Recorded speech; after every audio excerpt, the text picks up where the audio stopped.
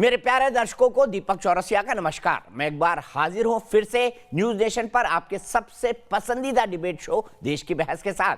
पूरब से पश्चिम, उत्तर से दक्षिण तक देश में हो रहे सबसे बड़े मुद्दे की चर्चा के लिए आपके द्वारा उठाए गए मुद्दों पर हम अपने मंच से न केवल बहस करते हैं बल्कि उसकी दशा और दिशा भी आपके माध्यम से ही तय करते हैं। यही नहीं, शो में आप और हमारे एक्सपर्ट पैनल मंच को साझा करते हैं और देश में हो रही सबसे बड़ी हलचल पर बेबाकी से अपनी राय रखते हैं। तो आइए शुरू करते हैं देश की बहस। हमारे साथ मेहमानों और माननीय जनता का एक बड़ा पैनल शामिल होगा। साथ ही आपने देश की बहस का जो मुद्दा तय किया है वो भी आपको बता देते हैं। सीएए और दुर्गा पूजा से कौन घबरा रहा है? राजनीति तेज है। बिहार में अभी चुनाव चल रहे हैं और बंगाल में अगले साल। इसे 65% लोगों ने वोट देकर देश की बहस का मुद्दा बनाना चाहा है।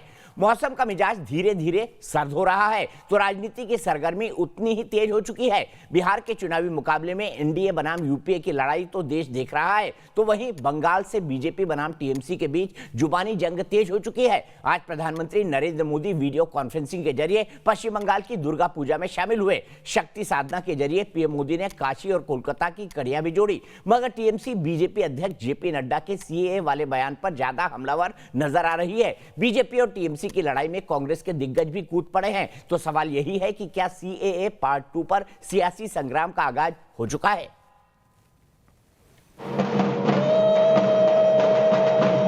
या देवी सर्वभूतेषु शक्ति रूपेण संस्थिता।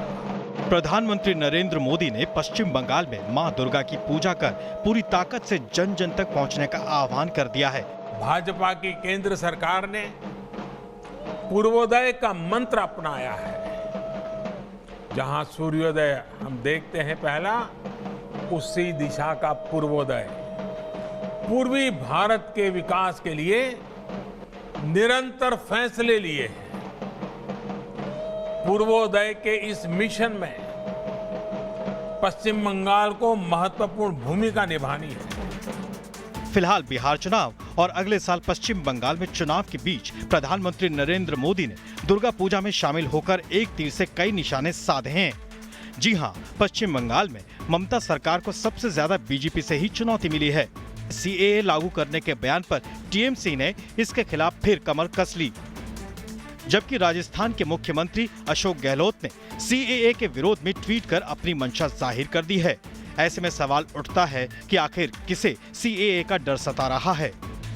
JP Nadda is trying to assuage those people in the party who are aggrieved at CAA not being implemented. As far as TMC is concerned, it has always voiced its opposition to CAB.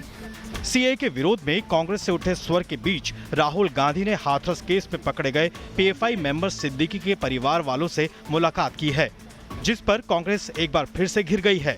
आज बुलंदशहर की rally में CM योगी ने जोरदार पलटवार किया। कांग्रेस के एक सुनामधन्य नेता, उनके पूर्व अध्यक्ष केरल में पीएफआई से जुड़े हुए लोगों से मिलने के लिए जाते हैं। ये पीएफआई क्या देश की टीसी है क्या? देश के अंदर हर भड़काऊ कार्यक्रम में लगातार जिस जो संगठन लगातार सक्रिय रूप से अपनी भूमिका का निर्वहन कर रहा है, कांग्रेस की सहानुभूति उन लोगों के प्रति है। जबकि आज ही ताहिर हुसैन की जमानत याचिका कोर्ट ने खारिज कर दी है। उस पर सीएए विरोधी प्रदर्शन के दौरान लोगों को भड़काने का आरोप है। देश की बहस में आज चर्चा इसी पर हो रही है कि सीएए लागू करने को लेकर फिर से बात उठी तो कांग्रेस और टीएमसी इसके खिलाफ क्यों लामबंद होना शुरू हो गई हैं, जबकि बिहार के चुनावी माहौल के बीच राजनीतिक पार्टियों के तीर अपने अपने तरकश से निकलने शुरू हो गए हैं। तो देश की बहस में हमारा आज का सवाल है, सीएए का विरोध करने वाले क्या राजनीति कर रहे हैं? इसी पर आप अपनी राय हमें हाँ या ना के रूप में दे सकते हैं। आप शो के दौरान अपनी राय न्यूज नेशन की वेबसाइट पर दे सकते हैं, हमारे मोबाइल ऐप पर जा सकते हैं जिसे डाउनलोड करना बेहद आसान है, हमारे ट्विटर हैंडल पर जा सकते हैं और न्यूज नेशन के फेसबुक पेज पर भी आप जाकर अपनी राय दे सकते हैं। हम इस शो के दौरान आपको जवाब भी दिखाएंगे। इसके साथ ही कार्यक्रम के दौरान आप अपनी राय और सवाल का वीडियो बनाकर हमारे व्हाट्सएप नंबर 9711002266 पर भी दे सकते हैं। अगर आप कार्यक्रम में शामिल होना चाहते हैं तो ये गुजारिश भी इस व्हाट्सएप नंबर पर अपने एक छोटे वीडियो के साथ कर सकते हैं। सीधे मेहमानों के पैनल को इंट्रोड्यूस करूंगा। के शर्मा भारतीय जनता पार्टी के राष्ट्रीय प्रवक्ता हमारे साथ हैं। विजय शंकर तिवारी स्पोक्स पर्सन है विश्व हिंदू परिषद का, चूंकि सीएए का मुद्दा है इसलिए उनका होना भी जरूरी है। Professor doctor Vikram Singh, ex DGP Uttar Pradesh के, बहुत ही डेकोरेटेड पुलिस ऑफिसर रहे हैं और अपनी बेबाक राय के लिए जाने जाते हैं। विवेक श्रीवास्तव जी लेफ्ट के नेता, वो भी हमारे साथ हैं। सीएए विरोधी आंदोलन में इन्होंने बढ़ चढ़कर हिस्सा लिया था। लेकिन शुरुआत एक दूसरे मुद्दे से करता हूं कि भाई मैं जानना चाहता हूं, कोरोना वैक्सीन फ्री में देंगे, इसको संकल्प पत्र में लिखने की क्या जरूरत थी? ये तो हक है हर भारतीय का कि अगर इस तरह की आपदा आती है तो बिहार क्या पूरे देश में आप फ्री में देंगे? इसको घोषणा पत्र में लेने का क्या मतलब है? अब तो बात चुनाव आयोग तक पहुंच गई है। बिल्कुल सही प्रश्न किया दीपक जी, और अच्छा प्रश्न किया। मैं आपको याद दिलाना चाहता हूं, आप बहुत सीनियर जर्नलिस्ट हैं। जब कोई भी घोषणा पत्र जारी होता है, और खासकर मैं आपको केंद्र का घोषणा पत्र जो हमारे राष्ट्रीय स्तर के चुनाव होते हैं, एक स्वास्थ्य उसमें एक विषय होता है। हमने पिछली बार जब 2014 का हम चुनाव लड़े थे तब भी हमने कहा था हम इंद्रधनुष कार्यक्रम जो टीकाकरण होता है, ये भी तो सबका अधिकार है, पोलियो का टीका लगना सबका अधिकार है, लेकिन हमने उसका अभियान चलाया था ना अपने समय पर।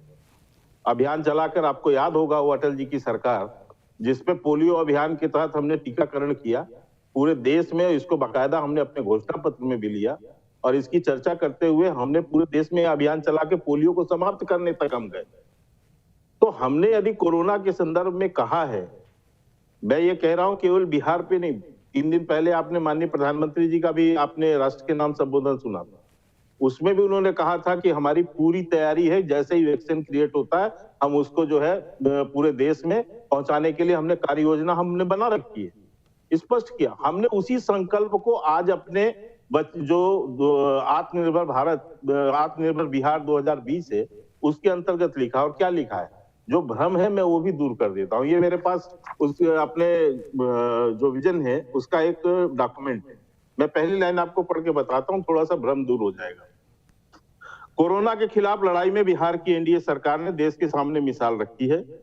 हमारा संकल्प है कि जैसे ही कोरोना का टीका आईसीएमआर द्वारा, मैं पुनः रिपीट कर रहा हूं, जैसे ही कोरोना का टीका आईसीएमआर द्वारा स्वीकृति के बाद उपलब्ध होगा, हम हर बिहार वासी का निःशुल्क टीकाकरण करवाएंगे।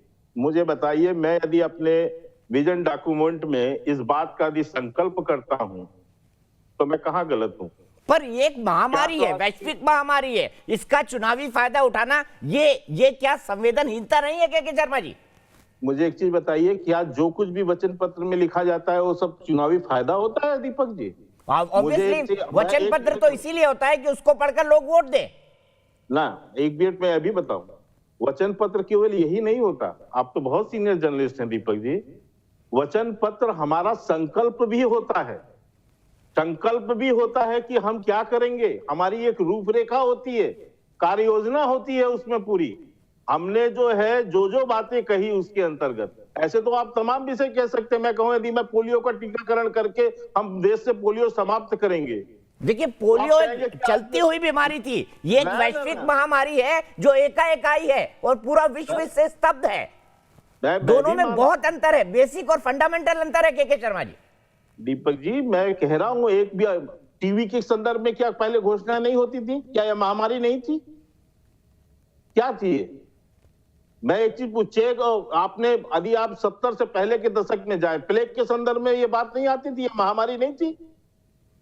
क्या इसके संदर्भ में सरकारें अपना वचन नहीं रखती थी?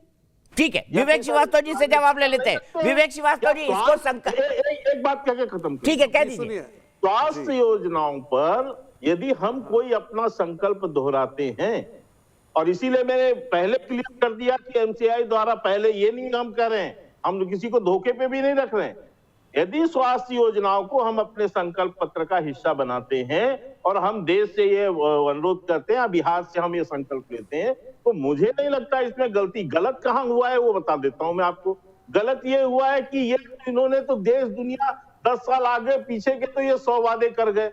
जो सामने तत्कालिक जो घटना घट रही है, जिस समस्या से पूरा देश जूझ रहा है, उस पर इनका ध्यान सरकार की बात करिए ना। इन्होंने कभी कोरोना को आप अपनी सरकार की नाकामियां गिनाइए। 6 साल एक लंबा अरसे से आप रूल कर रहे हैं, इसका ये तो 70 साल की दुआएं ठीक है मत दीजिए। विवेक जी, पॉइंट तो इनका भी ठीक है।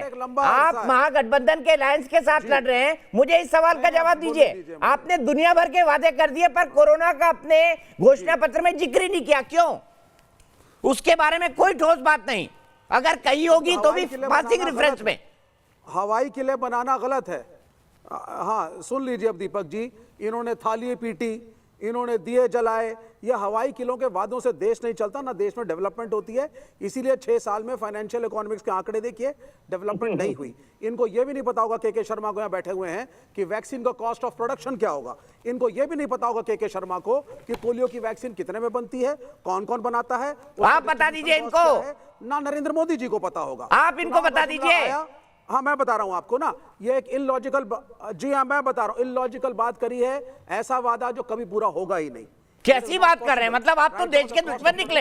ऐसा वादा जो कभी पूरा होगा ही नहीं, मतलब हम जिंदगी भर कोरोना से मरते रहेंगे। कैसी बात कर रहे हैं विवेक भाई? मतलब हम जिंदगी भर कोरोना से मरते रहेंगे, ये कह रहे हैं आप? वैक्सीन आएगी, चीनी एजेंटों से क्या आप अपेक्षा करते हैं? बिल्कुल नहीं कह रहा मैं ऐसा। हाँ, मैं बिल्कुल ऐसा नहीं कह रहा हूं। मैं इनके झूठ को एक्सपोज कर रहा हूं। इनसे बताइए, अगर इनकी फ्री की जो वैक्सीन है उसका एक्चुअल कॉस्ट ऑफ प्रोडक्शन क्या है? के शर्मा क्यों नहीं बताते हैं? क्योंकि इनके पास फिगर नहीं है और ये झूठ बोल रहे हैं। अरे फिगर कहाँ है? अभी फिगर महत्वपूर्ण नहीं है। 1 रुपए में आए, 1 करोड़ रुपए में आए, वैक्सीन तो आनी पड़ेगी ना विवेक जी। आदमी जिएगा कैसे? कोई तर्क है आपकी बात में? 1 करोड़ रुपए की एक वैक्सीन, 1 करोड़ की एक वैक्सीन क्या भारतीय जनता पार्टी मुफ्त में बांटेगी 130 करोड़ लोगों को? आप पूछिए इनसे। सर मैं तो कह रहा हूँ 100 करोड़ की है, पर सरकार को बांटना पड़ेगा। मैं विक्रम सिंह जी को लाता हूँ। सर ये सोशल डिस्कशन है, इसको पॉलिटिकल मत मानिए। क्या विवेक जी का तर्क आपको समझ में आता है? क्योंकि हम एक बहुत बड़ी महामारी की बात कर रहे हैं और वो कह रहे हैं 1 करोड़ की आएगी तो क्या 130 करोड़ लोगों को बांटेंगे? अरे भाई 100 करोड़ की आए तो भी बांटनी पड़ेगी। बिल्कुल बांटेंगे। दीपक जी, मेरे 3 प्रश्न है। ये बांटेंगे। पहली चीज कि इसका व्यवहारिक और इंडस्ट्रियल और मास प्रोडक्शन हम कब कर पाएंगे? अभी हमारे पास ऐसा कोई डेटा नहीं कि हम कह सकें कि हम मास प्रोडक्शन कब तक करेंगे। विशेषज्ञ ये कहते हैं कि लगभग कम से कम 1 वर्ष लगेगा मास प्रोडक्शन की स्टेज में आने में, और जब तक पूरे देश को पहुंचाने में, अंतिम व्यक्ति तक पहुंचाने में, दीपक जी कम से कम बहुत ही, अगर हम आशान्वित हो, ऑप्टिमिस्टिक हो, तो 2 वर्ष लगेंगे। तो ये जो लाउड क्वेश्चंस है, इसके ऊपर मैं जरूर शर्मा जी से चाहूंगा इस पे प्रकाश डालें कि जब अनुसंधान में 12 महीने और अंतिम व्यक्ति तक पहुंचने में 2 वर्ष, तो 36 महीने के अंतराल को वो कैसे पूरा करेंगे? हम कॉस्ट की बात करते ही नहीं। आपने सही कहा, आप देश को और ये सत्तारूढ़ दल की जिम्मेदारी कि सबको वैक्सीन दे, लेकिन जो अनुसंधान का काम है और उसका मास प्रोडक्शन है, इसका ये कैसे पूरा करेंगे? इसका समाधान करें। ठीक है के शर्मा जी, एक क्विक जवाब, फिर मुद्दे पर हम आएंगे। सीएए हमारा आज का मुद्दा है। तो तौसीफ जी के जुड़ने का इंतजार कर रहा था, वो जुड़ चुके हैं। ममता काली जी जुड़ चुकी है। हमारा पैनल पूरा हो गया है। एक क्विक जवाब के शर्मा जी आपसे, मैं बिल्कुल जो डॉक्टर विक्रम सिंह ने पूछा है। मैं बिल्कुल विक्रम सिंह साहब का जो बात उन्होंने कही है उसका सम्मान करता हूं, लेकिन मैं केवल इतना निवेदन करना चाहता हूं कि केंद्र के स्वास्थ्य मंत्री जी ने अभी कुछ दिन पहले ही, दीपक जी आपको स्मरण होगा, उन्होंने ये आशा व्यक्त की है कि जनवरी के प्रथम या द्वितीय सप्ताह के अंदर ही यह टीकाकरण आ जाएगा, टीका देने तैयार हो जाएगा, ऐसा अपेक्षा किया गया। कल प्रधानमंत्री जी ने भी 2 दिन पहले कहा कि बहुत से जो टीका वो 3rd स्टेज या 4th स्टेज में खड़े हैं। और रही बात जहां तक इसको डिस्ट्रीब्यूशन का, तो यही तो महत्वपूर्ण सरकार का जो परीक्षा है कि आप उसको कितनी जल्दी से जल्दी आप वहां अंतिम व्यक्ति तक पहुंचाते हैं। हमने क्या क्या नहीं सिस्टम किया। आप एक चीज में दीपक जी कहता हूं, क्या आज आप 20 साल पहले की कल्पना कीजिए कि जब ये राजीव गांधी ये कहते थे, आपका टाइम फ्रेम अलग है, आपके स्वास्थ्य मंत्री का। अरे सर, अभी तो आप कॉस्ट की बात कर रहे थे कि 1 करोड़ का टीका कैसे बांटेंगे, उनने बोल दिया बांटेंगे। सुन तो लीजिए उनकी बात, मुझे अगले मुद्दे पर आना है। के जी कंक्लूड करिए। ये दोनों चीजों में कह रहा हूँ, ये दोनों चीजों में गुमराह कर रहे हैं जनता को। आप इनको बंद कराइए तो मैं बोल पाऊँ।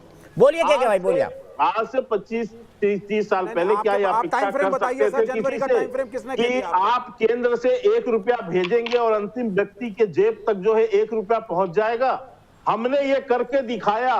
हमने जनधन खाते के अंतर्गत लोगों को डायरेक्ट जो है हमने अमाउंट यहाँ से जो 1000 सर, आप टाइम फ्रेम बताइए वैक्सीन का, जनवरी नहीं है। लेकिन विवेक जी मैं एक बात कहना चाहता हूँ अपनी जानकारी के आधार पर। छोटा मोटा पत्रकार मैं भी हूँ, मैं आपको सिर्फ एक बात बताना चाहता हूं। मैंने बड़े डिटेल में इस प्लान को पढ़ा है कि अगर वैक्सीन 6 महीने बाद भी आती है तो सरकार उसको आखिरी आदमी तक कैसे पहुंचाएगी, इसका पूरा एक्शन प्लान सरकार के पास रेडी है। ये मैं आपको अपनी व्यक्तिगत जानकारी के आधार पर बताना चाहता हूं। मैं सीधे अभ्यास को खोलूंगा सीए के पॉइंट ऑफ व्यू से। राहुल गांधी ने कल पीएफआई के एक सदस्य से मुलाकात की, उसके पॉइंट ऑफ व्यू से। लेकिन रवि शर्मा भोपाल से मेरे साथ जुड़ गए। रवि जी, सबसे पहले आपसे जानना चाहता हूं, सीए का विरोध करने वाले क्या राजनीति कर रहे हैं? और जब सीए का भारतीय मुसलमानों से कोई लेना देना ही नहीं है, ये बाहरी मुसलमानों के, ये बाहर से आए सताए हुए लोगों के लिए है, तो भारत का मुसलमान क्यों उद्वेलित है?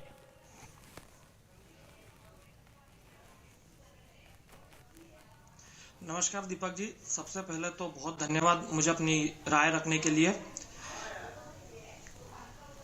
जब सीए बिल पास हुआ था तब से ही कांग्रेस और अन्य विपक्षी पार्टियों ने, चाहे टीएमसी हो चाहे और अन्य विपक्षी पार्टियां हो, उन्होंने ये अल्पसंख्यकों को भड़काने का मुद्दा बना लिया था कि ये आपकी जो सिटीजनशिप है उसे छीन लेगा। लेकिन ऐसा बिल्कुल भी नहीं है। अल्पसंख्यकों को डरने की बिल्कुल जरूरत नहीं है। ये राजनीतिक विरोध हो सकता है, लेकिन जब प्रधानमंत्री मोदी जी ने स्पष्ट कर दिया गया है, संसद पटल पे सुप्रीम कोर्ट ने भी क्लियर कर दिया है कि ये बिल सही है, फिर भी शाहीन बाग जैसे आंदोलन करके सिर्फ और सिर्फ अल्पसंख्यकों को भड़काया जा रहा है। ठीक है रवि, इसी बात से डिस्कशन शुरू करूंगा। आप अपनी बात रिपीट करें रवि, बिल्कुल ठीक पॉइंट उठाया। रवि, आप ही की बात को लेकर तौसीफ के पास जाऊंगा। तौसीफ जी, मुझे ये बताइए, सीएए का भारतीय मुसलमानों से क्या कोई लेना देना है, हाँ या नहीं? क्या सीएए से एक भी भारतीय मुसलमान प्रभावित होता है, हाँ या नहीं? बता दीजिए। देखिए, ये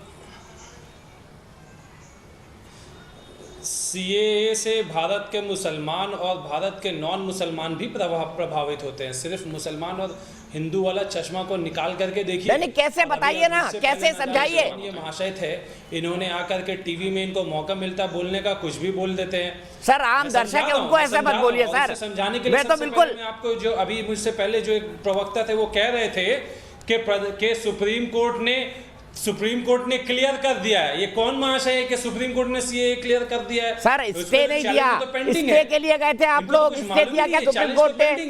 एक मिनट, तौसीफ खान जी, स्टे दिया क्या सुप्रीम कोर्ट ने आपको सीए पर? गवर्नमेंट से एफिडेविट रिप्लाई मांगा है। आपने, सुप्रीम कोर्ट ने आपको क्या स्टे दिया सीए पे? आप स्टे के लिए गए थे ना, गए थे कि नहीं, ये बता दीजिए। और क्या स्टे मिला आपको सुप्रीम कोर्ट से? आप तो वकील है सुप्रीम कोर्ट के। सीए पे हियरिंग करने के लिए स्टे देना जरूरी नहीं है।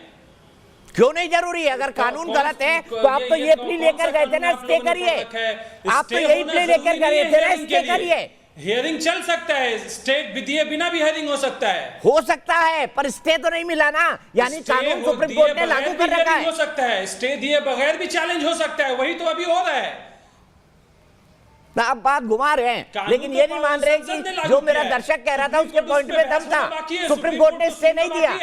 अब मुझे बता दीजिए, भारत का गैर मुसलमान कैसे प्रभावित होता है इससे, ये भी बता दीजिए। आपके दर्शक थे, मालूम नहीं कौन थे, वो बोले कि ये देखिए दर्शकों को गलत इंफॉर्मेशन दिया जाता है, इसीलिए आप जैसे बड़े टीवी चैनल की जिम्मेदारी है कि आप दर्शकों की जो गलत फहमी है उनको दूर किया जाए। आपके दर्शक ने अभी कहा कि सीए पे सुप्रीम कोर्ट ने क्लियरेंस दे दिया। सीए पे क्लियरेंस नहीं दिया गया है, सुनवाई पेंडिंग है। नोटिस इश्यू हुआ, नोटिस इश्यू होने के बाद में सरकार से जवाब मांगा गया और सरकार ने अपना जवाब अभी दिया है। उस पे हियरिंग लगता है कि नवंबर के बाद से शायद हियरिंग स्टार्ट हो जाएगा।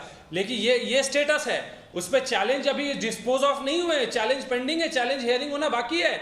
अब आप कहते हैं बार बार कि भाई इस पे मुसलमानों की क्यों आपत्ति, इस पे तो सारे लोग इसके खिलाफ प्रदर्शन कर रहे हैं ना। नहीं, आपत्ति क्या है तो बता दीजिए। सीएए से भारतीय लोगों का क्या लेना देना, ये तो बता दीजिए तौसीफ जी। भारत के लोग, भारत का हर एक सिटीजन, भारत का हर एक सिटीजन जिसको संविधान का सुरक्षा करना है। अरे सर बताइए ना, आपत्ति क्या है? ये भाषण मत दीजिए, बताइए आपत्ति क्या है? धर्म के बेसिस पे किसी को नागरिकता दे दें।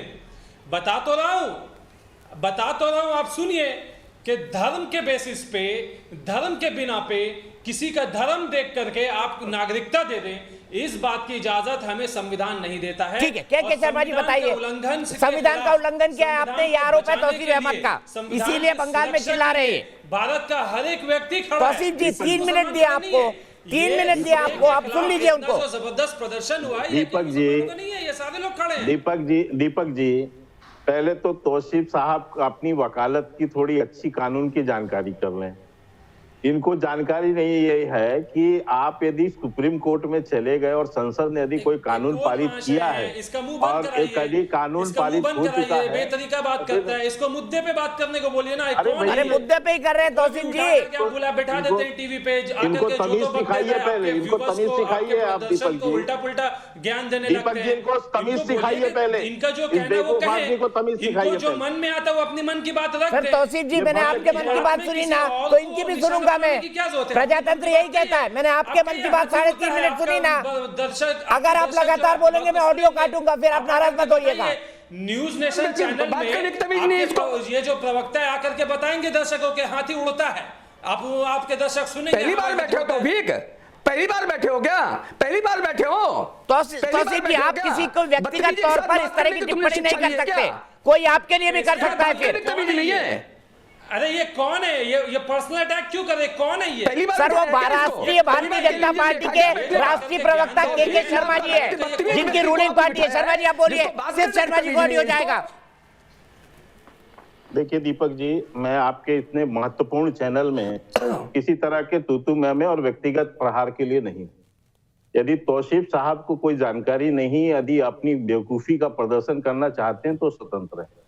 मैं एक राष्ट्रीय दल का राष्ट्रीय प्रवक्ता हूं और मैं इनकी तरह से न किसी पार्टी का संबंध जो है समर्थक हूं। आप मैं दीजिए, मैं आप इनको बंद कराइए तो मैं बोलूंगा। मैं ऐसे नहीं। तौसीफ जी सुन लीजिए ना, टाइम बर्बाद होता है ऐसे, ना लॉजिक की बात आप कर पाएंगे ना वो कर पाएंगे। बोलिए के शर्मा जी।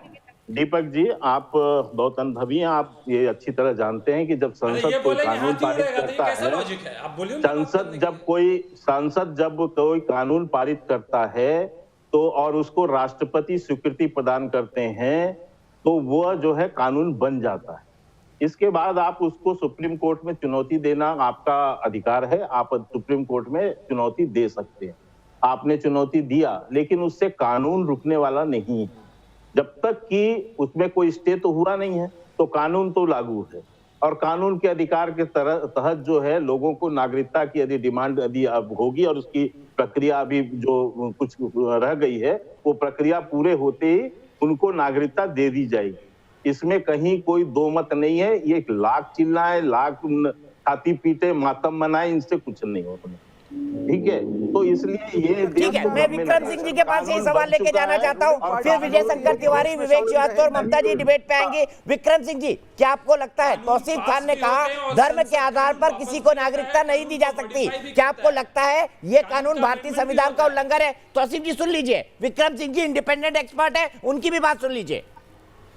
दीपक जी जरा गौर से मेरी बात में चाहूंगा तवज्जो 1 मिनट के लिए। राष्ट्र हित में जो निर्णय लिया जाता है मुल्क की हिफाजत के लिए वो सर्वोपरि है। और पहले भी इसके बारे में अगर आप गौर करें कि जो भी हमारे यहाँ आतंकी जो लोग आते रहे हैं उनके ऊपर मैं ज्यादा प्रकाश नहीं डालूंगा, लेकिन जहां पर शोषण उत्पीड़न होता है वहां देखें। पाकिस्तान में सन 47 में हिंदुओं की संख्या 30% थी, आज 2% भी नहीं है। ईसाइयों की संख्या 12% थी, आज 1% भी नहीं है। बौद्धों की हम बात ही न करें, पारसियों की हम बात ही न करें, क्योंकि ये नगण्य है इनकी संख्या। और आप खुद समझ सकते हैं किसका उत्पीड़न हो रहा है। तो जिसका उत्पीड़न हो रहा है उसी के बारे में कार्रवाई की जाती है।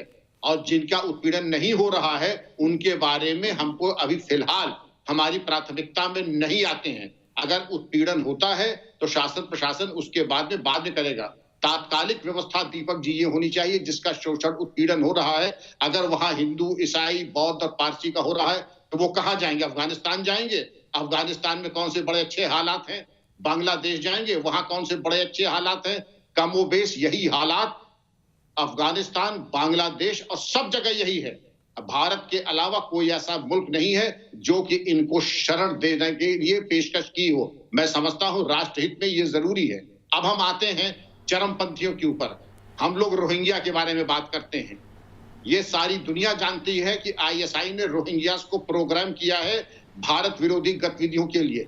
हम क्यों रोहिंग्या का स्वागत करें? इसी तरह जो चरमपंथी यहां से आना चाहते हैं और हमारी इंटेलिजेंस एजेंसीज कह रही हैं कि इनकी प्रोग्रामिंग आईएसआई ने की है भारत विरोधी गतिविधियों में, तो हम अपने दरवाजे राष्ट्र विरोधी तत्वों के लिए क्यों खोल दें और आने वाली नस्लों के लिए मुसीबत के दरवाजे और उनके लिए मुसीबत हम पैदा कर दें? ये इतना अदूरदर्शिता का काम मैं उम्मीद करता हूं कि हमारे राजनेता और पार्लियामेंट बिल्कुल नहीं करेगा। ठीक है, सीधे चलता हूं विवेक श्रीवास्तव जी के पास। विवेक श्रीवास्तव, धर्म धर्म धर्म का नाम लेकर आप लोगों ने इस कानून के खिलाफ लोगों को भड़काया है। क्या आप चाहते हैं पाकिस्तान के टेररिस्ट मुसलमान बनके सीए के नाम पर यहाँ नागरिकता ले? क्या आप चाहते हैं अलकायदा के लोग यहाँ पर आ जाए? क्या आप चाहते हैं रोहिंग्या मुसलमान यहाँ पर आ जाए? क्या आप चाहते हैं कि पाकिस्तान की तरह भारत में एक ऐसी पॉपुलेशन बन जाए जो मदरसों के थ्रू तो हो रहा है, आप मानते नहीं है, लेकिन उनको कट्टरपंथी और चरमपंथी की ट्रेनिंग दे दी जाए? मतलब आप रोहिंग्या मुसलमानों के समर्थक हैं? उत्तर देने दीजिए विक्रम सिंह। नहीं आप, अरे भैया मुझे बोलने दीजिए। विक्रम सिंह जी ने जो भी बोला मैं उनका लॉजिक दूंगा। विक्रम सिंह जी आपने बहुत अच्छा बोला, आपने लॉजिक दी। अब मेरा उत्तर सुनिए। आप पाकिस्तान और इंडिया का कंपैरिजन क्यों कर रहे हैं? क्या आप पाकिस्तानी हैं? क्या मैं पाकिस्तानी हूं? क्या हम पाकिस्तान में बैठे? नहीं, हम इंडिया में। तो लोग बोलते हैं आप चाइनीज हैं। कॉन्स्टिट्यूशन है, हमारे कॉन्स्टिट्यूशन का बेसिक अरे सर बोलने तो दीजिए ना सर। आप नहीं मैं बोल रहा हूं। इंडियन है। आपने पूछा क्या मैं पाकिस्तानी हूं? मैं कह रहा हूं लोग आपको चिढ़ाते हैं कि आप चाइनीज हैं। अरे सर मैं नहीं आप, अरे पहले थोड़ा कभी बगार सीरियस डिबेट भी कर लीजिए दीपक जी। आप सुनिए, मैं विक्रम सिंह जी की बात का उत्तर दे रहा हूं। हम इंडियन हैं, हमारा कॉन्स्टिट्यूशन है, हमारे कॉन्स्टिट्यूशन का एथॉस है सेक्युलरिज्म, यानी कि हिंदू, मुसलमान, सिख, ईसाई सभी धर्म एक समान है, सभी नागरिकों का एक वोट है, चाहे वो किसी भी धर्म का हो। अब आप एक बिल बनाते हैं, उस बिल के अंदर आप कहते हैं साहब विदेशों से इस धर्म के लोगों को तो हम शरण दे देंगे, लेकिन आप उसमें सेलेक्टिव हो जाते हैं। तो इसलिए आप सेक्युलरिज्म, आपका जो कॉन्स्टिट्यूशन है, ये बिल उसके फेवर में नहीं है। मैं एक सवाल पूछना चाहता हूं, एक सवाल पूछना चाहता हूं। विक्रम सिंह जी भी हाथ उठा रहे हैं। मैं एक सवाल पूछना चाहता हूं विवेक जी, सुन लीजिए जी। भारत का कॉन्स्टिट्यूशन भारतीयों के लिए है कि पाकिस्तानियों के लिए, बांग्लादेशियों के लिए या अफगानियों के लिए? इसका जवाब दे दीजिए आप। किसके लिए है ये? पाकिस्तानी मुसलमानों के लिए, रोहिंग्याओं के लिए, अफगानियों के लिए, किसके लिए? बताइए भारत का कॉन्स्टिट्यूशन। नहीं तो फिर क्या पाकिस्तानी हिंदुओं के लिए है? क्या आपका कॉन्स्टिट्यूशन पाकिस्तानी हिंदुओं के लिए है? आपका कॉन्स्टिट्यूशन इंडियंस के लिए है। अगर आपको दूसरे देशों के माइनॉरिटीज प्रताड़ित दिख रहे हैं, आप एक बड़ा देश हैं, आप एक सम्मानित देश हैं, आप उनको शरण देना चाहते हैं, हिंदू शरणार्थियों को शरण जरूर दीजिए। कुछ भेदिए तो हमने रखे, आप चाहते हो और भेद दिया जाए। अगर सर कुछ इंटरनेशनल तो हमने रखे दूसरे देशों में पीड़ित हैं, उनको भी आप चाहते हैं कुछ और आ जाए। नहीं आप देखिए, आप नहीं ऐसा नहीं, ये गलत बात है। आप एक पर्टिकुलर धर्म पे अटैक ना करें कि कोई भी मुसलमान है अगर वो आएगा तो घुसपैठिया बन जाएगा। ये गलत लॉजिक है। के लिए खोल दिया जाए ताकि ये वामपंथ को मजबूत करें। पीड़ित वो मैं कह रहा हूँ धर्म के आधार पे केस टू केस। सर आप केस टू केस डिसीजन लीजिए जी। धन्यवाद दीपक जी। दीपक जी ये जो जितने भी सीए के विषय में ये, अरे भाई साहब आप शांत हो जाइए। मेरा नाम ममता काले है। अरे भाई साहब शांत हो जाइए, मेरा नाम ममता काले है, आप मुझे बोलने दीजिए। धन्यवाद दीपक जी, धन्यवाद। देखिए ऐसा वो अभी भी खत्म नहीं हुआ है, भाई साहब शांति शांति, खाली मुद्दा बनाना है। नवरात्रे चल रहे, शांति रखिए, शांति। भाई मुद्दा नहीं बनाना है भाई, केस टू केस का नियम अभी भी खत्म नहीं हुआ है। अगर मुझे कोई बिल नहीं पढ़ लीजिए सीए एक बार। बोलिए ममता काले जी, ये बोलते ही रहेंगे, आप बोलिए। नहीं। धन्यवाद दीपक जी। जी धन्यवाद दीपक जी। देखिए ऐसा है, पहली बात तो इन्होंने जो ये सीएए के विषय में जितनी भी बात करी है, इनको सीएए की जानकारी नहीं है, ना इनको कैब की जानकारी थी, ना इनको सीएए की जानकारी है। पहले मैं इनको ये बता देना चाहती हूं कि जो सीएए आज कैब जो सीएए बना है एनडीए की सरकार के तहत, उसकी जो पैरवी की गई थी 2003 में, द देन प्राइम मिनिस्टर जो थे हमारे मनमोहन सिंह जी, उन्होंने राज्यसभा के पटल पर की थी। और उस समय अडवाणी जी, आदरणीय अडवाणी जी प्रधानमंत्री थे, उस वक्त उनसे निवेदन किया गया था कि हमारे देश की माइनॉरिटीज 3 इस्लामिक राष्ट्रों में बहुत बुरी तरीके से प्रताड़ित हो रही है, और जो लोग ऑलरेडी इस देश में हैं, हमें बड़ा दिल रखना चाहिए और उनको सिटीजनशिप देने चाहिए। विवेक जी को नहीं जाएगा जब तक मैं नहीं बोलूंगा। सरकार ने किया वही किया जो मनमोहन सिंह जी ने बोला था। 2003 में मनमोहन सिंह जी ने राज्यसभा में इसकी पैरवी करी थी, और वही एनडीए की सरकार ने करा। चुप रहिए आपका कुछ नहीं पता है, ना आपको संविधान पता है, ना देश कुछ पता है। और बाय द वे किसकी बात की जा रही है? हिंदुस्तान का कोई मुसलमान, कोई हिंदू, कोई माइनॉरिटी सीएए में नहीं आता है। जो ऑलरेडी माइनॉरिटीज 3 इस्लामिक नेशन से 31 दिसंबर 2014 तक भारतवर्ष की धरती में आ चुके हैं। समझिए, उनको नागरिकता देने की बात हो रही है। बंधुवर, अपने ज्ञान चक्षु बढ़ाइए, थोड़ा पढ़ के आया कीजिए, थोड़ा पढ़िए क्या है सीएए, किनके बारे में बात हो रही है। पाकिस्तान, अफगानिस्तान, बांग्लादेश से जो माइनॉरिटीज है प्रताड़ित, 31 दिसंबर 2014 तक जो भारतवर्ष के अंदर आ चुके, उनको नागरिकता देने की बात हो रही है। हिंदुस्तान के किसी की नागरिकता लेने की बात नहीं हो रही है। आप क्या अर्थ का अनर्थ करते हो?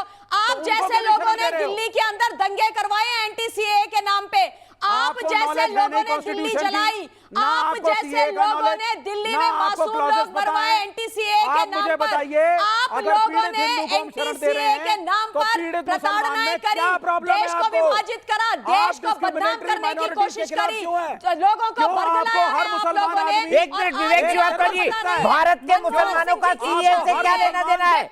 एक मिनट ममता जी मुझे एक सवाल का जवाब दीजिए, हाँ या नहीं में भारत के मुसलमानों का सीएए कानून से कुछ लेना देना है, हाँ या नहीं? बताइए।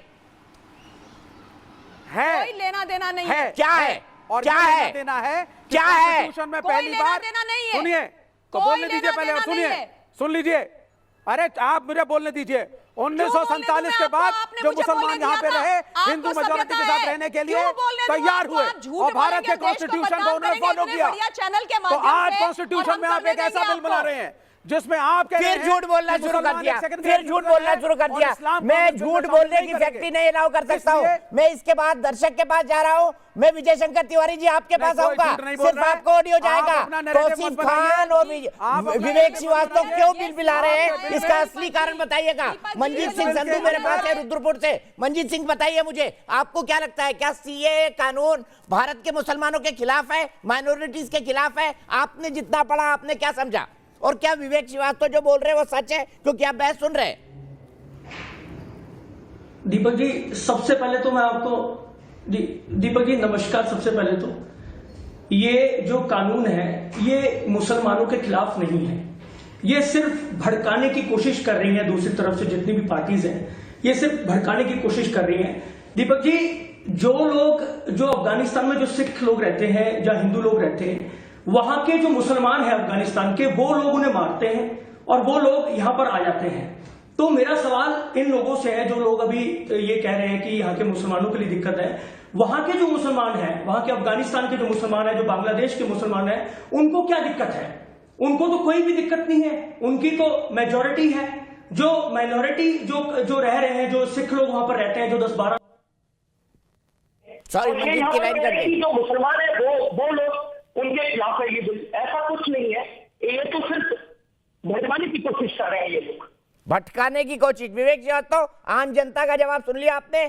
संधू मेरे सिर्फ एक दर्शक हैं, आपको झूठा ठहरा दिया उन्होंने, और वाकई आप झूठे ही हैं इस मामले में। विजय शंकर तिवारी जी, इनकी तकलीफ क्या है बताइए, इनकी तकलीफ क्या है बताइए। जलाई जाती है, आपको दिखता नहीं है, ये सारे एंजॉय कर रहे हैं। अहमदिया एंजॉय कर रहे हैं वहाँ, शिया एंजॉय कर रहे हैं, बलोची एंजॉय कर रहे हैं। सर एक मिनट, ये तौसीफ खान से पूछिए ना, अहमदिया मुसलमान को ले लेंगे क्या भारत में? पूछिए तौसीफ खान से, अहमदिया मुसलमान को ले लेंगे भारत में? पूछिए ना, आपकी विचारधारा के आदमी है, पूछिए अहमदिया को ले लेंगे? पूछिए ना। अब सिट्टी पिट्टी गुम हो गई सिट्टी पिट्टी। नीति बनाए और हिंदू शरणार्थियों के साथ भाई ले ले अहमदिया मुसलमानों को। तौसीफ खान बताइए, विवेक शिवान को प्रस्ताव दे रहे हैं, आप भी ममता बनर्जी से प्रस्ताव करवा दीजिए कि अहमदिया मुसलमानों को ले लिया जाए सीए के अंदर। बोलिए, आज बोलिए। बराबर है।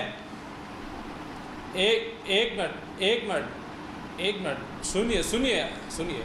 हम लोग, आप और हम भारत के नागरिक हैं। आप और हम पे जिम्मेदारी है भारत के संविधान की सुरक्षा करना। भारत का संविधान कहता है कि हमारे देश के अंदर में सारे धर्म का, सारे जाति। सर एक मिनट, मैंने आपसे एक स्पेसिफिक सवाल पूछा। तौसीफ खान भाषण नहीं दीजिए। विवेक श्रीवास्तव कह रहा है अहमदिया पाकिस्तान में पीड़ित है, क्या अहमदिया मुसलमान को बुला लिया जाए भारत सीए के तहत? जवाब दीजिए, जवाब हाँ में देंगे ममता बनर्जी चुनाव हार जाएंगी।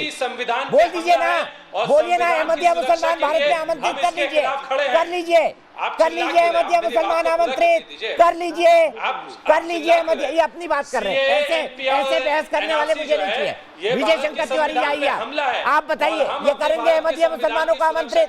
करेंगे अहमदिया को? अपना बड़बड़ाए जा रहे हैं, अपना बड़बड़ाए जा रहे हैं विजय शंकर तिवारी जी। भारत के संविधान पे हमला है, कर लीजिए हमला। सुप्रीम कोर्ट क्या कहेगा सबको पता है। बुला लीजिए ना, दम है तो बोल दीजिए, अहमदिया मुसलमान को बुला लीजिए। है दम आपने, बोलिए अहमदिया मुसलमान को भारत में बुला लीजिए। है दम आपने, बोलिए, मांग करिए। तौसीफ खान, सिट्टी पिट्टी क्यों गुम हो गई? मुंह क्यों झुका लिया? बोलिए अहमदिया मुसलमानों को पाकिस्तान से भारत में आमंत्रण दे दीजिए, जो विवेक शिवान को रखा है कि सीए और एनआरसी को बदल दिया जाए। अरे फिर झूठ, अरे बोलो ना, कलेजा है, जिगर कलेजा है। बोलिए अहमदिया मुसलमान को भारत में आमंत्रित कर लीजिए ना। नहीं बोल पाएंगे तौसीफ खान, नहीं बोल पाएंगे। ये ज्ञान गणित किसी दूसरे को समझाना, विजय शंकर तिवारी जी बोल पाएंगे? ये नहीं बोल रहे, भाषण दे रहे। और विवेक श्रीवास्तव जी आपकी सीपीआई से जाना तय है। अब अहमदिया मुसलमानों को आपने बुला लिया, सीपीआई से आपका जाना तय है। दूसरी नौकरी में तलाश दूंगा, चिंता मत करिए। देश के नौजवान विजय शंकर तिवारी जी, सिर्फ विजय शंकर तिवारी जी की आवाज। के भाई आ रहा हूं मैं आपके पास। दीपक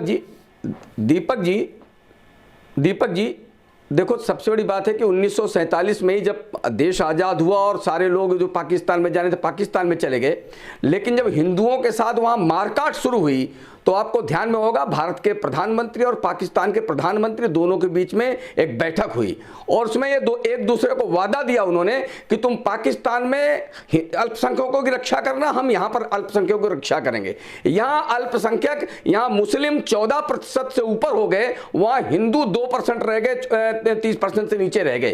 तो जब ये स्थिति आ गई तो आखिर जो हिंदू है वो जाएगा कहाँ? दूसरी बात यह कि ये संविधान बात होती ना, मानवता की बात करते हैं, संविधान की बात करते हैं, तो मैं विवेक जी को भी कहना चाहता हूं और जो संविधान की बात करते हैं उनको कहना चाहता हूं कि यह संविधान करने वाला काम है, बोलने वाला काम नहीं है। यह संविधान की रक्षा दिल्ली दंगे करा करके करेंगे, यह भीमा कोरे गांव में दंगा करवा के करेंगे, यह महीनों तक सड़क रोक कर करेंगे, यह पत्थलगड़ी में दंगे करवा कर करेंगे। यह संविधान की रक्षा करने का इनका यह प्रारूप है, यही इनका दंगे कराने का मामला है। यह धर्म की बात करते हैं कि धर्म सबके लिए है, तो जब 28-29 ये धाराएं मुस्लिम अल्पसंख्यकों के लिए, खासतौर से मुस्लिमों के लिए जो शिक्षा संस्थानों के लिए दान किया गया है, उसके लिए नहीं बोला इन्होंने, और हजारों करोड़ रुपए हज यात्रा में खर्च कर दिया गया, तब इन्होंने नहीं कहा कि धर्म की होती है। यानी अब इनको धर्म दिखाई पड़ता है। अगर इनका बस चले तो वोटों के कारण देश को बेच दें। इन्हें रोहिंग्या आ गए, बांग्लादेश से इतने मुसलमान आ गए और उनको बसाते रहे, उनको रोटी कपड़ा देते रहे, उनके राशन कार्ड बनवाते रहे, उनको होते रहे, तब किसान का ख्याल करो, भारत का अर्थव्यवस्था का करो। किसान कहाँ से याद आ गया? अभी तो आप बोल रहे थे संविधान खतरे में, तौसीफ खान संविधान खतरे में, क्या किसान याद आ गया आपको? ये तो बताइए ना, अहमदिया मुसलमानों को बुला ले, भारत में आएंगे। आप बोलिए ना, आपसे दोस्त विवेक श्रीवास्तव ने बोला, विवेक जी और इनको फ्रेम में दिखाइए, अहमदिया मुसलमानों को बुला ले सीए के तहत। तौसीफ खान जवाब दीजिए ना, जबान क्यों लड़खड़ा रही है आपकी? अहमदिया मुसलमानों को बुला ले। हिंदू मुस्लिम से आगे बढ़ो, सबसे ऊपर इंसानियत होता है। तौसीफ खान खुद का भाषण, प्रवासी मजदूर को इंसान इसको कहते हैं मेरी माँ। तौसीफ खान जो कर रहे हैं उसको मेरी माँ कहती थी, आप नीचे खुदा बाचे, खुद जो बोल रहे हैं खुदा समझेंगे उनकी बात। तौसीफ खान दर्शक नहीं समझेगा आपकी बात। के शर्मा जी, अहमदिया मुसलमानों को बुला ले, पूछ लीजिए दोनों से, दोनों सेक्युलर चैंपियन से।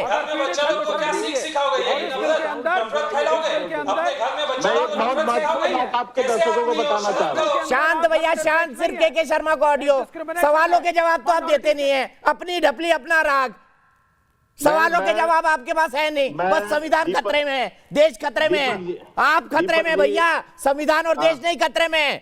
तौसीफ अहमद की पार्टी और विवेक श्रीवास्तव की पार्टी जो खत्म हो चुकी है, जिसने सोने की स्मगलिंग करी केरल के अंदर, उसके चलते के शर्मा जी बोलिए। दीपक जी, मैं आपके दर्शकों को एक महत्वपूर्ण बात बताना चाह रहा हूं, जो अभी भ्रम फैलाने की कोशिश दो लोगों ने आपके चैनल में की कि ये जो है धर्म के आधार पर कानून बना। इसका बकायदा पूरे सदन के अंदर जब बहस हो रहा था, इस पर व्यवस्थित रूप से जो है सरकार ने जवाब दिया था, और क्या जवाब था मैं इसीलिए पेज ढूंढ रहा था कि मैं आपको जवाब बता सकूं। आर्टिकल 14 में इस बात का उल्लेख है कि समानता का अधिकार न वो ही जो बिल बनेगा जिसमें समानता का अधिकार, और लेकिन स्पष्ट किया गया कि यह विधेयक धर्म के आधार पर नहीं है, बल्कि यह क्लास के आधार पर यह विधेयक लाया गया, ये क्लास के आधार पर आया। और क्लास कौन सी क्लास? 6 जो माइनॉरिटीज थे इसके अंतर्गत, जिसमें बौद्ध, सिख, जैन, ईसाई, पारसी, इनको वहां से, और हिंदू जो वहां पर प्रताड़ित है धर्म के आधार पर, धर्म के आधार पे हुआ है, आधार पर लेकर यहाँ सब कुछ धर्म के आधार पे हुआ है। इस कौन प्रताड़ित है आप धर्म के हिसाब से निर्णय करेंगे, कौन बीमार है आप धर्म के हिसाब से डिसाइड करेंगे उसमें। और यदि ये आधार नहीं होता दीपक जी, यदि ये आधार नहीं होता, धर्म डिसाइड करेगा। विजय शंकर जी ने ये बहुत सही बात बोली कि यदि ये आधार नहीं होता तो आर्टिकल 14 के आधार पर माइनॉरिटी एजुकेशन और इंस्टीट्यूशन के लिए, अरे भैया केस टू केस बेसिस में नागरिकता देने में क्या समस्या थी आपको? Sir case to case basis पे नागरिकता मिलती है sir, case to case basis पे नागरिकता मिलती है विवेक श्रीवास्तव जी। अभी आपको पता नहीं, मैं आपको बताऊं तो फिर ये बिल क्यों लाए हो आप? बिल मुझे सब पता है, अब मैं इनको लपेटूंगा, अब के शर्मा जी को लपेटूगा मैं। अगर केस टू केस में सबको नागरिकता मिल रही है तो बिल क्यों लाए आप? आप बिल लाए किस लिए सर? आप बिल लाए किस लिए माननीय? आप बिल किस लिए लाए जब केस टू केस में सब कुछ हो रहा था?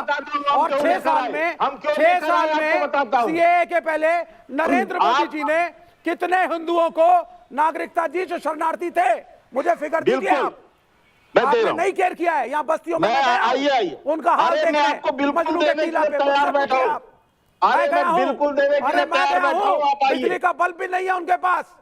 अरे जनाब, राशन बांटे इतनी बार क्योंकि हम धर्म के हिसाब से नहीं खेलते, हम गरीबी और अमीरी के हिसाब से काम करते हैं। आप चाहे तो आप हाफिज हो, आपको बस चले ना तो आप हाफिज सईद को भारत की नागरिकता दे दे विवेक श्रीवास्तव। लोग क्या जानते नहीं है सीपीआई को, आपका बस चले तो हाफिज सईद को दे दे, ओसामा बिन लादेन को दे दे। सारिका पासवान मेरे साथ जुड़ी है, सारिका पासवान आपकी पार्टी सीएए की क्यों खिलाफत कर रही है बताइए? आपके अलाइंस पार्टनर बोल रहे हैं, और उसके बाद ममता काले जी। मैं अभी पूरा डाटा दीपक जी, मुझे लगता है कि सीए जो अभी जिस तरीके से बीजेपी ने मुद्दा उठाया है, इसका कोई मतलब बनता नहीं है। आपने पहले तो कोशिश की थी लोगों को, देशवासियों को, खास करके हमारे एक तबके को, एक जो कहते हैं पर्टिकुलर कम्युनिटी को आपने इससे डराने की जो कोशिश की थी, उसका खामियाजा बीजेपी ने ऑलरेडी दिल्ली के इलेक्शन में वो उसने देखा है। जिस तरीके से उन्होंने दिल्ली के इलेक्शन में लोगों को कहा था कि आप बटन दबाए कमल पे उसका करंट लगेगा शाहीन बाग में, तो उसका परिणाम बीजेपी ने भुगत चुकी है। किस तरीके से करारी हार बीजेपी को देखना पड़ा दिल्ली के इलेक्शन में, और उसके बाद वही हाल उनका झारखंड में भी रहा, और अब आने वाले टाइम में बिहार में भी होगा और इसके बाद बंगाल में भी वही हाल इनकी होने वाली है।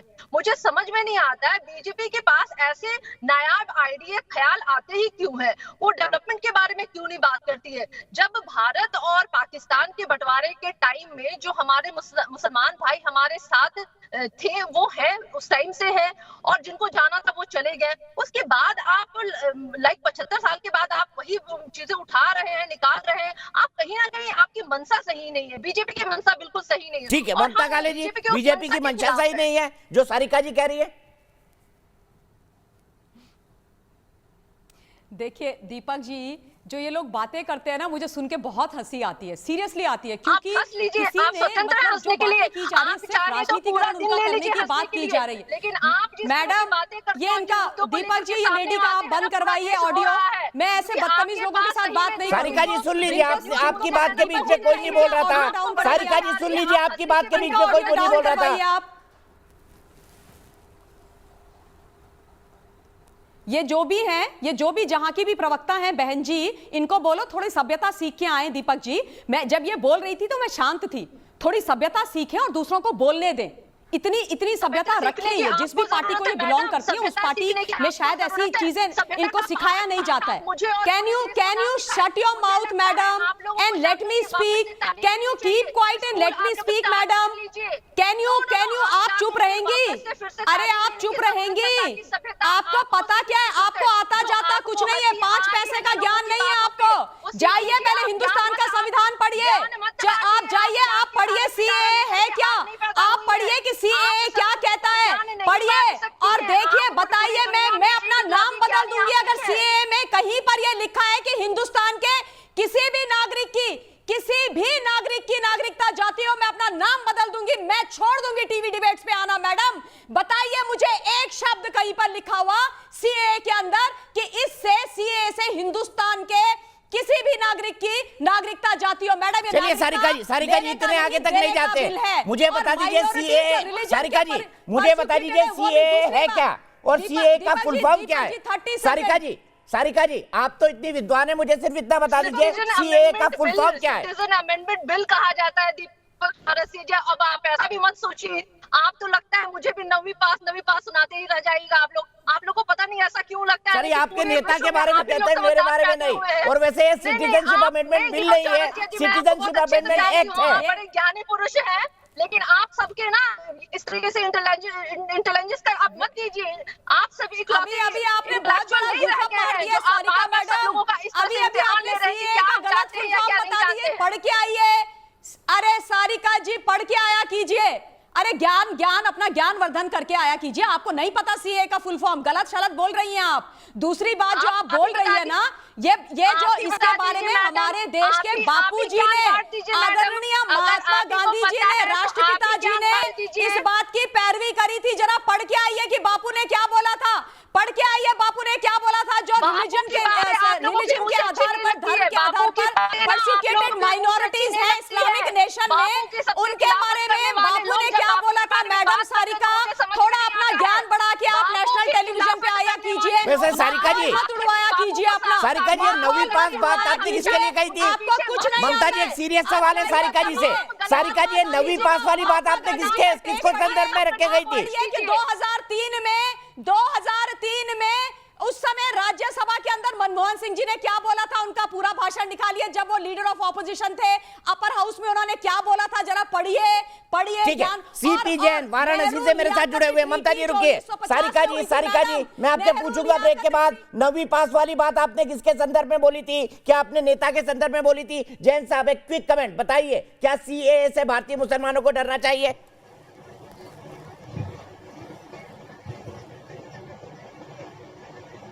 जी दीपक जी, बिल्कुल नहीं डरना चाहिए। इसमें कोई डरने वाली ऐसी बात नहीं है। प्रधानमंत्री आदरणीय मोदी जी ने ये जो फैसला किया सीएए एक्ट ला करके, ये बहुत ही स्वागत योग्य है और इससे किसी को डरने और घबराने की जरूरत नहीं है। ये हर देश का अधिकार है। हमें अपनी नागरिकता की पहचान करने का हमें हक है और ये हमें पूरा है। और जैसा ममता काले जी कह रही थी कि जो 31 दिसंबर 2014 तक जो लोग हमारे देश में हैं, उन लोगों की नागरिकता सुनिश्चित है। ठीक है सीपी जैन साहब, बहुत बहुत शुक्रिया। ब्रेक के लिए रुकूंगा, बहस की शुरुआत करूंगा विक्रम सिंह जी के साथ। क्या अहमदिया मुसलमान भारत आ सकते हैं? तौसीफ खान की जबान क्यों लड़खड़ा जाती है अहमदिया मुसलमानों के बारे में कुछ भी कहने से? ब्रेक के बाद बात करेंगे उसकी।